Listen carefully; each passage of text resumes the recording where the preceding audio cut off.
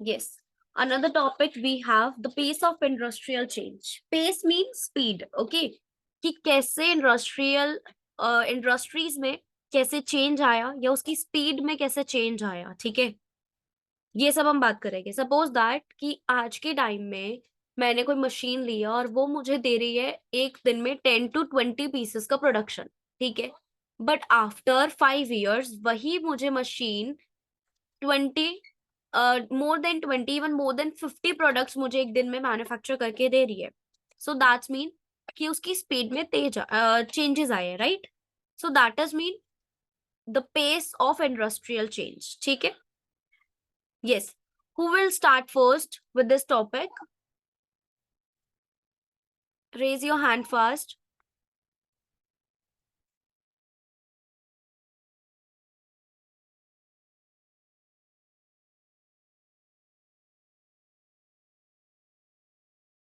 Yes, Manvi.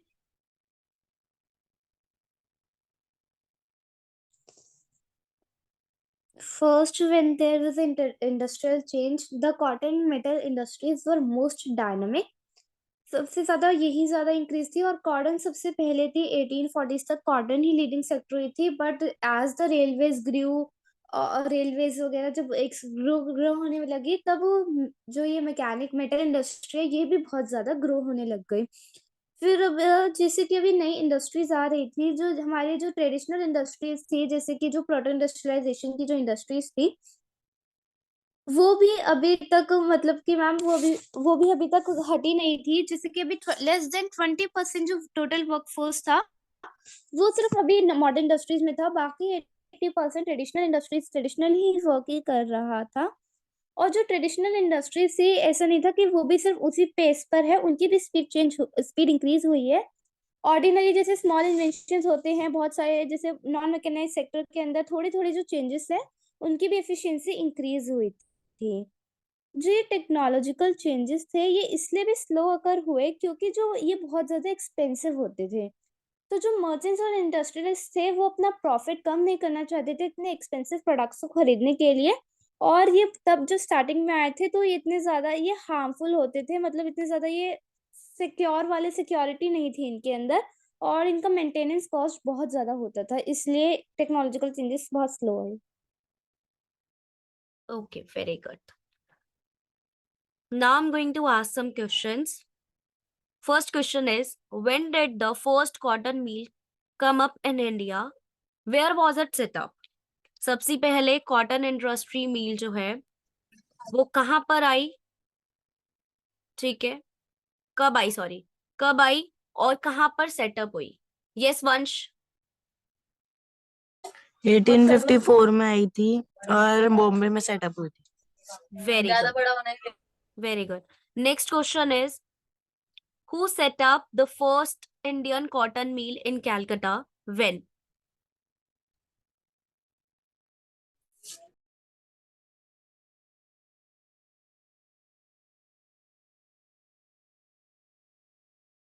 Yes, Furkan.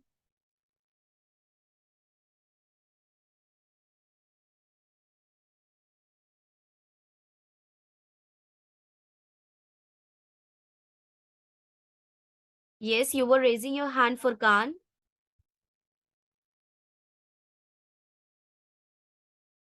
Yes, Vansh. सेठ Hukumchand. Okay. और कैलकाटा में कब हुई थी? When?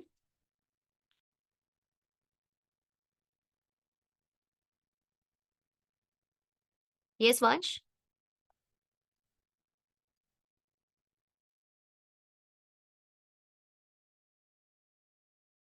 It was 1917. Okay. याद रखना please, it was 1917. Okay. Yes. Next question is, why did the export of Indian yarn to China decline from 1906? Yes. Why did the export of Indian yarn to China decline from 1906?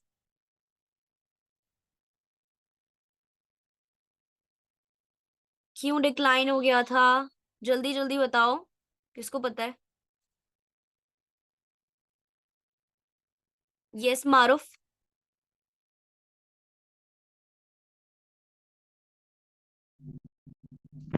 दी इसमें यही आएगा ना, जो world war first आ गया था, फिर उससे में India busy. Okay, no think about it. Yes उत्सव।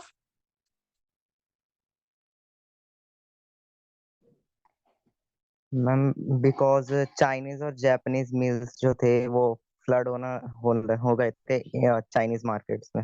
वेरी गुड, क्योंकि उनका जो मार्केटिंग था वो बहुत ज्यादा, मतलब जो वहाँ का प्रोडक्शन था वो बहुत ज्यादा हो रहा था, राइट? दैट इज वाई यहाँ पे फ्लडेड वर्ड यूज हुआ है। वेरी गुड उत्सव। ठीक है, चलो नेक्स्ट क्वेश्चन।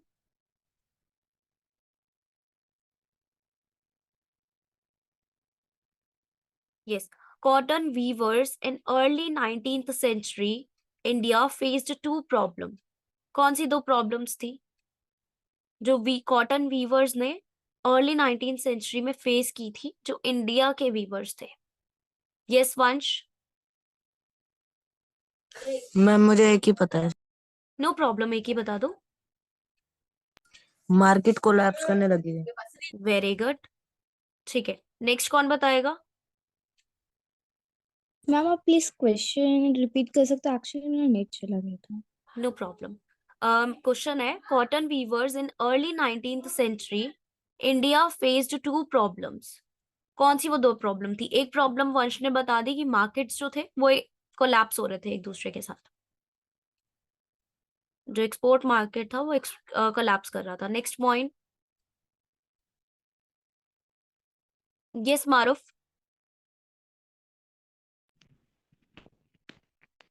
दी जो ब्रिटिशर्स थे, उन्होंने मोनोपोली इम्पोज कर दिया था सब पे, और उनका डायरेक्ट कंट्रोल था एवरीथिंग पे। तो इसलिए उनको प्रॉब्लम फेस हो रही थी, जिससे कि वो बस पुअर के लिए कोर्सेज क्लॉथ ही प्रोड्यूस कर पा रहे थे, बट वो फाइनर करते थे, बट वो रिच क्लास के लिए था। Okay, very good. Now I have one question. आप लोगों को 5 से 7 मिनट्स मिलेंगे इसके लिए, ठीक है? आपको फटाफट से आंसर लिखना है। क्वेश्चन नोट डाउन कर लो अपनी अपनी नोटबुक में please.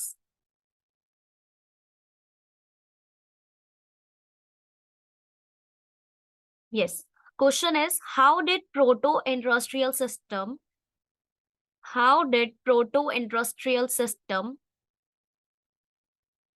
help in building help in building a close relationship between the towns and the countryside. Yes, take 5 to 7 minutes and write it down the answer. Once you're done, let me know. Okay.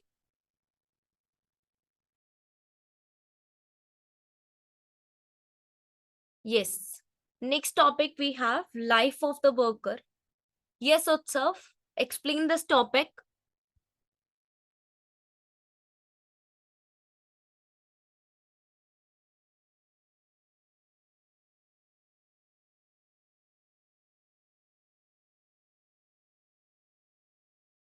Yes, Utsav, you can start. Ma'am जो peoples थे वो work की तलाश में वो हाँ जी, एक जगह से दूसरी जगह जा रहे थे। वेरी गुड, आगे।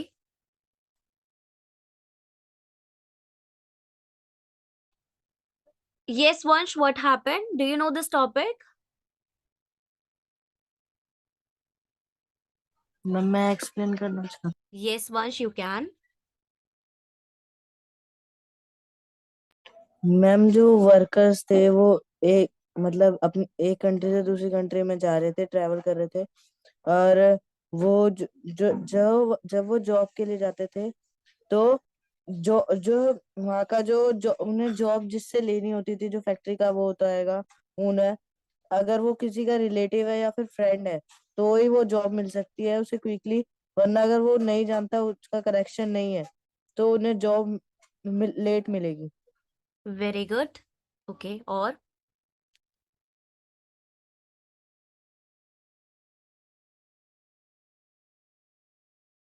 ठीक है, एनी अदर पॉइंट? यस उत्सव, you can add on. Ma'am जिनको जॉब्स नहीं मिलती थी वो वापस कंट्री साइड चले जाते थे, और वर्कर्स की जो वेजेस इंक्रीज हुई थी उन उससे जो उनकी लाइफस्टाइल है उनमें कोई चेंजेस नहीं था। और वर्कर की अगर वेजेस में इंक्रीमेंट आएगा तो उनकी लाइफ क्या नहीं बदलेगी? बेटा उनकी वेजेस पहली बात तो इंक्रीज हुए ही नहीं थे, ठीक है। They were very frustrated because of the new technology. अब जब कोई भी नई चीज आती है हमारी लाइफ में तो हमें भी उसके साथ एडजस्ट करने में काफी टाइम लगता है, ठीक है। और अगर उनको इनकम ज्यादा मिल भी रही थी then also they were very frustrated and they were not, we can say, quickly ready to do this work because they were happy to do the work as a artisans or as a craft person, ठीक है। yes Manvi, you can explain further। Ma'am same as कि बहुत ज्यादा abundance of labour थी तो job मिलना वो difficult थी, और इसमें किनशिप और रिलेशनशिप्स बहुत ज्यादा इफेक्ट ये करते थे कि जैसे कि अगर किसी फैक्ट्री के अंदर अगर वो कभी कभार मर्चेंट्स वगैरह इंडस्ट्रीज क्या करते थे, एक अपॉइंट कर देते थे एक ओल्ड जो आर्टिसन है या ओल्ड वर्कर है जो बहुत टाइम से उनका उन्होंने फे थी एज द फिन द फे। सो वो सब पॉइंट कर देते थे, और वो ओरिजिनली ऐसे ही करते थे कि वो अपने जो जो उनके विलेज के पीपल थे उन्हें वो काम काम दे दिया करते थे। ये है।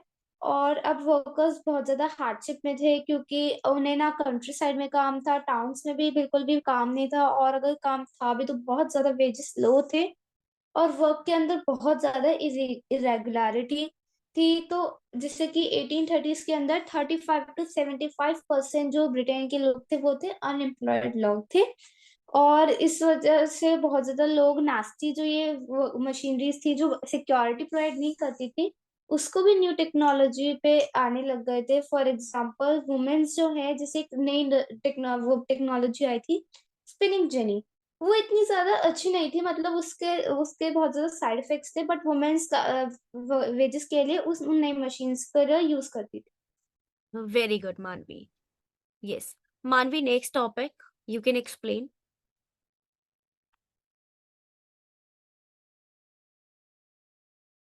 Yes ma'am.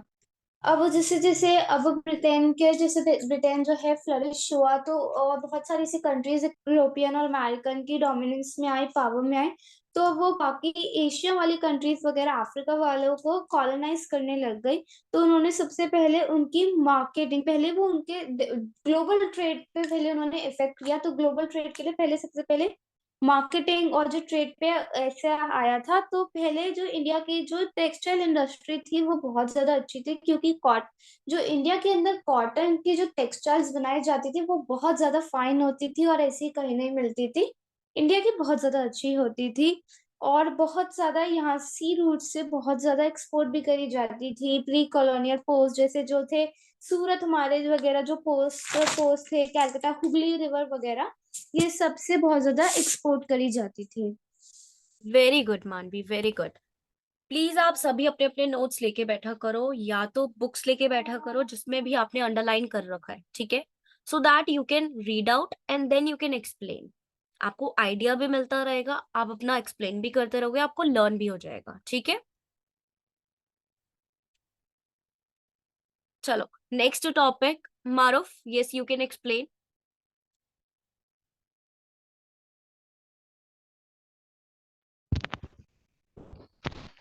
नेक्स्ट टॉपिक है व्हाट हैपेंड टू वेवर। तो बेसिकली इसमें क्या हुआ कि मारूफ जब speak loudly. East India company India में